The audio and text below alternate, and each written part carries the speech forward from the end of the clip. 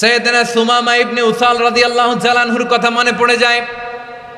তিনি ছিলেন ইয়ামামার বাদশা। মদিনাতে বিশ্বনবীকে হত্যা করার নিয়তে এসেছিলেন। গোপনে গোপনে বিশ্বনবীকে হত্যা করে আবার ইয়ামামাতে তিনি ফিরে যাবেন। কিন্তু কি অবাক করা কাণ্ড, হত্যা করতে পারে নাই, সাহাবাদের হাতে তিনি ধরা পড়ে গেলেন। সাইয়েদনা সুমামা ইবনে উসাল রাদিয়াল্লাহু তাআলা আনহু হত্যার নিয়তে আসলেন, কিন্তু হত্যা করতে পারলেন না। সাহাবারা ওনাকে ধরে ফেললেন, ধরে মসজিদে নববীর পিলারের মধ্যে বেঁধে রাখলেন। সুমামা ইবনে উসাল, সিরাত থেকে শুনে, সিরাত থেকে শোনাচ্ছি, রাদিয়াল্লাহু তাআলা আনহু ইয়ামামার অধিপতি ছিলেন। ইয়ামামা বিশ্বনবীকে হত্যার জন্য আসছেন, ধরা পড়ে গেছেন, এখন মসজিদে নববীতে বেঁধে রাখছে, তার মানে বন্দী। তো এখন স্ট্যাটাস কি? বন্দী, ক্যাপটিভ। তো বিশ্বনবী সাল্লাল্লাহু আলাইহি ওয়াসাল্লাম সাহাবাদেরকে বললেন, তার খোঁজ খবর নিও, সুমামা ইবনে উসালের খোঁজ খবর নিও। সাহাবারা বলেন, ইয়া রাসূলুল্লাহ, আপনাকে হত্যা করতে এসেছে, তার তো কঠিন ক্যাপিটাল পানিশমেন্ট হওয়া দরকার, কঠিন শাস্তি হওয়া দরকার। বিশ্বনবী বললেন, না, আমি যেটা জানি তোমরা সেটা জানো না, তোমরা সুমামার সাথে ভালো আচরণ করো। বিশ্বনবী সুমামার কাছে গেলেন। প্রথম দিন যে তিনি কালেমার দাওয়াত দিলেন, ইমানের দাওয়াত দিলেন, ইসলামের দাওয়াত দিলেন, রিসালাতের দাওয়াত দিলেন, আখিরাতের দাওয়াত দিলেন। পরের দিন যে বিশ্বনবী সালাতের দাওয়াত দিলেন, যাকাতের দাওয়াত দিলেন, ইসলাম কি, কিভাবে, কেমন করে পালন করতে হয় চমৎকার আর্টিকুলেট করতে শুরু করলেন। তন্ময় হয়ে সুমামা ইবনে উসাল রাদিয়াল্লাহু তাআলা আনহু বিশ্বনবীর কথাগুলো শুনতে আরম্ভ করলো। একদিন নয়, 2 দিন নয়, টানা 3 দিন বিশ্বনবী সুমামার কাছে ইসলামকে প্রেজেন্ট করেছেন, উপস্থাপন করেছেন। আওয়াজ করে বলেন, কয় দিন? 3 দিন। 3 দিন মসজিদে নববীতে বাঁধা। আর সাহাবীদেরকে বললেন, তার খোঁজ খবর নিও, তোমরা যে রুটি বানাও এর মধ্যে সবচেয়ে ভালো আটার রুটিটা তারে দিও, সবচেয়ে রিফাইন্ড খেজুর, যেটা পিওর খেজুর, এটা তারে দিও। আর বিশ্বনবী নিজের উট থেকে দুধ দহন করে ওনার বাড়ির এক কর্মচারীকে বলেছেন, দুধ দহন করে সুমামার জন্য নিয়ে যেও। সুবহানাল্লাহ পড়বেন না? সবাই তো অবাক, ইয়ামামা থেকে আসছে নবীকে হত্যা করতে, বিশ্বনবী দেখে তারে জামাই আদর করে, তাকে মজার মজার খাবার দিও, দুধ দিও, আদর আপ্যায়ন করো।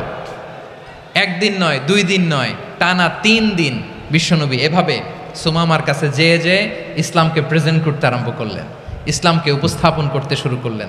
আর তাকে চমৎকার এন্টারটেইনমেন্ট, আপ্যায়ন দিতে আরম্ভ করলেন। টানা 3 দিন যখন ইসলামের দ্য বিউটিজ অফ ইসলাম, ইসলামের সুমহান বাণী, সৌন্দর্য তার কাছে উপস্থাপন শেষ, তাকে আপ্যায়ন শেষ, বিশ্বনবী বললেন সাহাবাদেরকে, যাও এবার সুমামার হাতের পায়ের রশি দুটো খুলে দাও। তারা বললেন, ইয়া রাসূলুল্লাহ, কি বলেন আপনি? ও তো হত্যাকারী, সুযোগ পায় নাই, আপনারে মারতে পারে নাই, ছেড়ে দিলে আবার ও আপনার উপর তলোয়ার নিয়ে ঝাঁপিয়ে পড়বে। নবী, এই সিদ্ধান্ত আপনি নিতে যাবেন না। বিশ্বনবী বললেন, যেটা বলেছি সেটা করো, সুমামার রশিগুলো ছেড়ে দাও, সুমামার হাতে পায়ের রশিগুলো যে তোমরা খুলে দাও।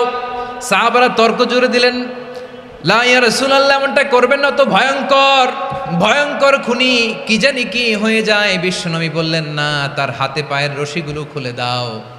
সাহাবারা বিশ্বনবীর কথা মতো তার হাতে পায়ের রশিগুলো খুলে দিল।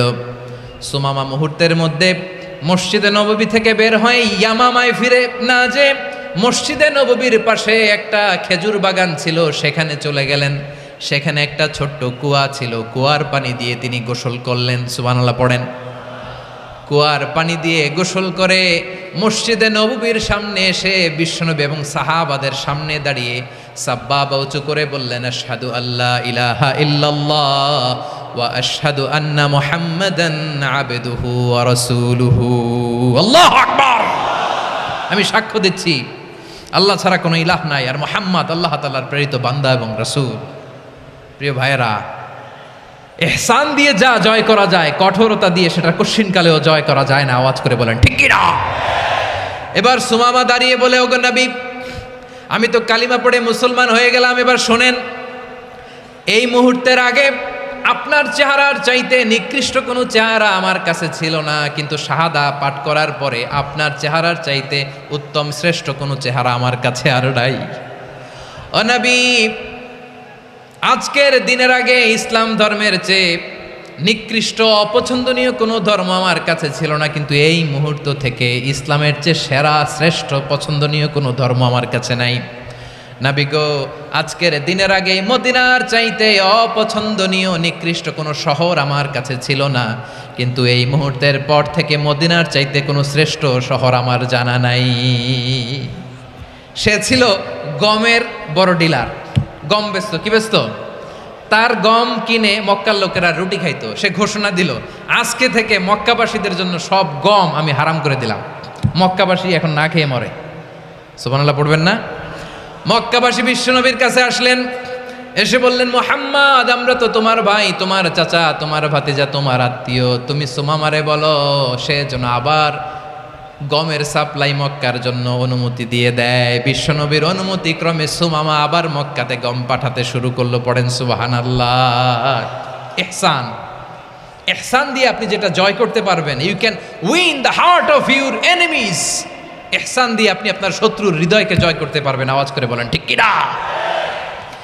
এজন্য আল্লাহ বললেন, ওয়া আনফিকু ফি সাবিলিল্লাহি ওয়া লা তুলকু বিআইদিকুম ইলাত তাহলুকা ওয়া আহসিনু ইন্নাল্লাহা ইউহিব্বুল মুহসিনিন।